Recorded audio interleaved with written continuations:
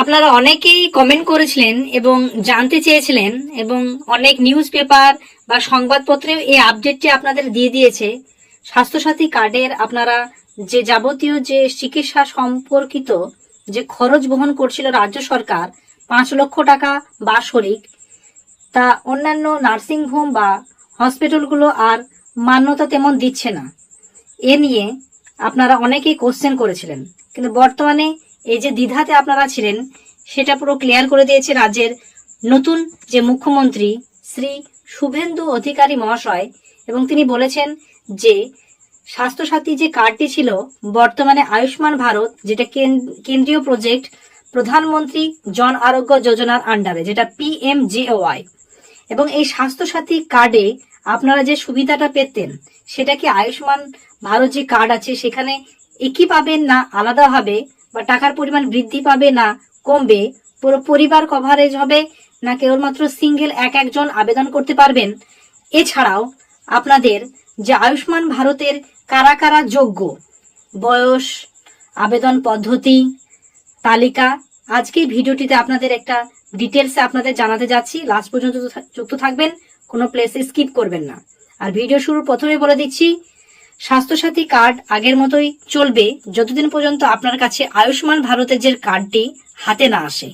অর্থাৎ এটি সরকার ক্রমানুযায়ী তারা আপডেট করছে, যাদের কাছে এই যে স্বাস্থ্যসাথী কার্ড থেকে আয়ুষ্মান ভারত কার্ড চলে আসবে তখন আপনার কাছে এই স্বাস্থ্যসাথী কার্ডটা নিষ্ক্রিয় হয়ে যাবে এবং আয়ুষ্মান কার্ডটা আপনারা ব্যবহার করতে পারবেন।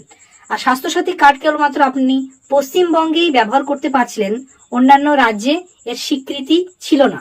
কিন্তু আয়ুষ্মান ভারত সারা ভারতবর্ষে যে কোনো সংস্থা বা নার্সিং হোম থেকে শুরু করে হসপিটাল, সেখানে তারা এই কার্ডটি একসেপ্ট করবে এবং সেখানে মেনশন করে দেবে কোন কোন নার্সিং হোমে হবে, সে ব্যাপারটা পরের। কিন্তু বর্তমানে আপনাদের স্বাস্থ্যসাথী কার্ড এবং আয়ুষ্মান ভারতের যে সুবিধাটি সেটা আমি তুলে ধরবো। লাস্ট পর্যন্ত ভিডিওর সঙ্গে যুক্ত থাকবেন, কোনো প্লেসে স্কিপ করবেন না।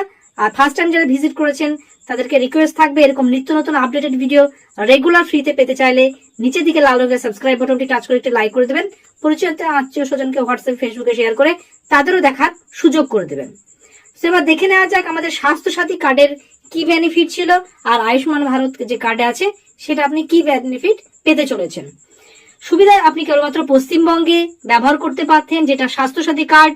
আয়ের সীমা ছিল না, কোনো লিমিট ছিল না, আপনার আয় যতই হোক না কারণ আপনি আবেদন করতে পারতেন। কারণ কেউ যদি গভর্নমেন্ট জব করতো বা কোনো বিজনেসম্যান, সবাই এই কার্ডের সুবিধা পেত।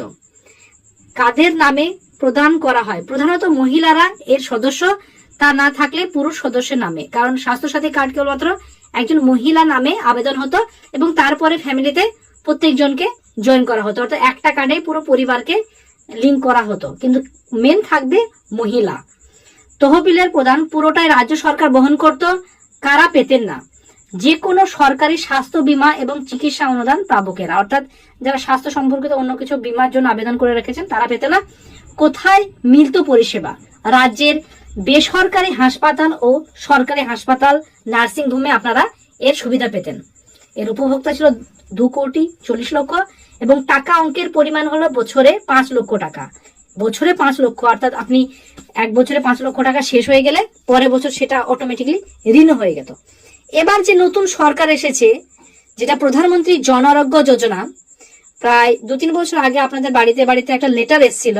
সে লেটারে এই আয়ুষ্মান ভারতের কথা উল্লেখ ছিল, কিন্তু তখন রাজ্য সরকার কেন্দ্র সরকারের একটা দ্বিধা জন্য তখন সেই প্রজেক্টটা কাজ হয়নি। কিন্তু বর্তমানে যেহেতু কেন্দ্রের সরকারটি রাজ্যে রয়েছে, যেটা এক কথায় ডাবল ইঞ্জিন, অর্থাৎ কেন্দ্রের যে সরকার, রাজ্যে সেই সেম সরকার, সো কেন্দ্রের সমস্ত প্রকল্পের সুবিধা এবার থেকে আপনারা পাবেন আর বঞ্চিত হবেন না। তার মধ্যে একটা হচ্ছে আয়ুষ্মান ভারতের যে কার্ড। এবার দেখে নেব কারা যোগ্য। Socio economic and caste census, যেটা SSCC বা আর্থ সামাজিক জাতি গুমারি অনুযায়ী যারা গরিব, অর্থাৎ যারা গরিব তারা এর সুবিধা পাবেন। এবার যে মেনশন করে দিয়েছে যে গরিব বলতে তার এলিজিবিলিটিটা, গ্রামীণ এলাকার কারা যোগ্য, অর্থাৎ গ্রামে যারা বাস করছেন তারা কারা কারা যোগ্য। কাঁচা বাড়ি ও এক কামরার ঘরে বসবাসকারী, যাদের মাটির বাড়ি আছে তারা পাবে, এবং কারো যদি 1 কামরা বা 2 কামরা রুম থাকে তারাও এই সুবিধা পাবেন। পরিবারের প্রাপ্তবয়স্ক 16 থেকে 59 বছরের বয়সে কোনো সদস্য নেই বা প্রাপ্তবয়স্ক পুরুষের সদস্য নেই এমন পাবেন। অন্যের জমিতে কর্মরত, যেটা ভাগ চাষী, ভূমিহীনরা সহ নিম্ন আয়ের লোকজন। এক কথায় বুঝতে পারছেন, আপনি আপনার জমি নেই, অন্যর জমিতে আপনি খেটে খান, দিনমজুর।